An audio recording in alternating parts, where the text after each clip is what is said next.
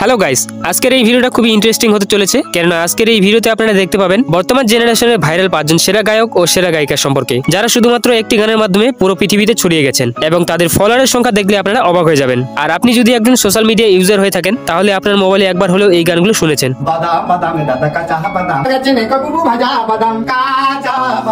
আর সত্যি কথা বলতে বর্তমান যুগটাই হচ্ছে সোশ্যাল মিডিয়ার যুগ। বেশিরভাগ মানুষের হাতে এখন মোবাইল ফোন রয়েছে। তবে এই সোশ্যাল মিডিয়াতে কিছু মানুষ রয়েছে যারা ভিডিও দেখতে পছন্দ করে এবং কিছু সংখ্যক মানুষ রয়েছে যারা ভিডিও তৈরি করতে পছন্দ করে। তো এই ভিডিওতে আমরা সেরকমই 5 জন গায়ক ও গায়িকার কথা বলবো, যারা মাত্র একটা গানের মাধ্যমে তাদের লাইফস্টাইল পরিবর্তন করে নিয়েছে। তো আর দেরি না করে চলুন শুরু করা যাক আজকের ভিডিও। তো প্রথমে যে গায়কটি রয়েছে তাকে আপনারা সকলেই জানেন, আমাদের সকলের প্রিয় মোহাম্মদ ফেজ।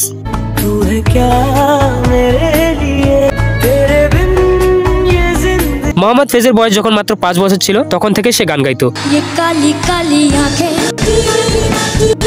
তবে সে আসল পরিচিতি অর্জন করে সুপারস্টার সিঙ্গার সিজন 2 এ পারফর্ম করে।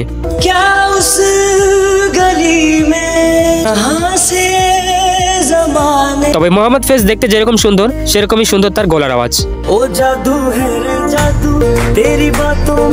সুপারস্টার সিঙ্গারে সে অক্লান্ত পরিশ্রম করে নিজের জায়গা নাম্বার 1 এ দখল করে নিয়েছে। তার বর্তমান বয়স হচ্ছে 14 বছর এবং সে যোধপুরে জন্মগ্রহণ করে।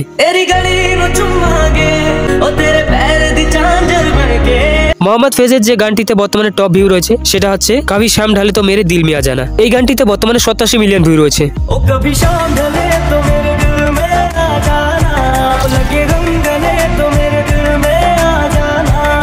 যাই হোক, আমাদের দ্বিতীয় লিস্টে রয়েছে অভিলাষা পান্ডা। তবে আপনারা এই গায়িকার নাম না জানলেও এর গান অবশ্যই শুনেছেন।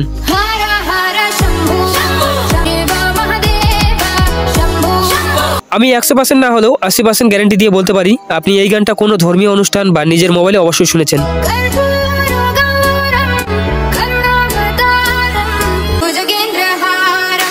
এই গানটা রিলিজ হয় 2 বছর আগে, যার বর্তমান ভিউ রয়েছে 233 মিলিয়ন প্লাস। আর এই গানের মাধ্যমে অভিলাষা পান্ডা রাতারাতি ভাইরাল হয়ে যায় এবং তাকে মানুষ চিনতে শুরু করে।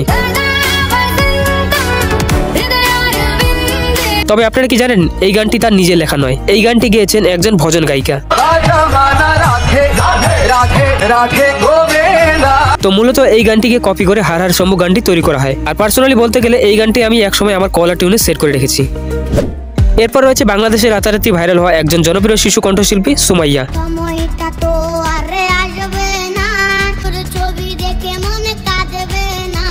সুমাইয়া প্রথম রাস্তায় গানকে ঘুরে বেড়াতো এবং তার মধুর আওয়াজ মানুষের সামনে তুলে ধরতো। ঠিক এরকমই একদিন সে রেল স্টেশনে গান করছিলেন, আর একজন ব্যক্তি এসে ভিডিও করে সোশ্যাল মিডিয়া আপলোড করে দেয়, আমার টাকা নেই বলে আজ তুই গেলি চলে। মূলত এই গানের মাধ্যমে সে পুরো নেট দুনিয়া ছড়িয়ে পড়ে।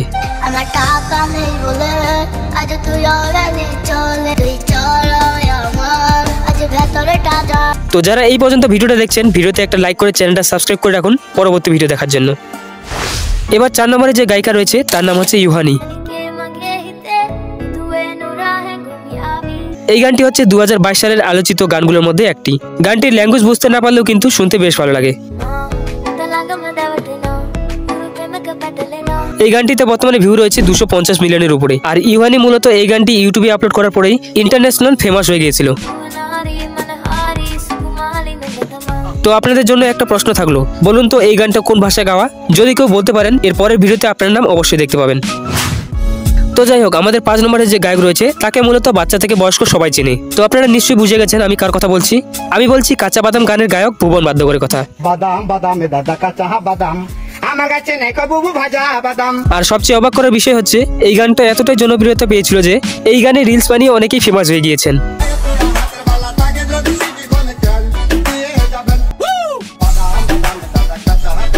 তবে ভুবন বাদ্যকরের এই গানটি 2021 সালে সোশ্যাল মিডিয়া আপলোড করা হয়।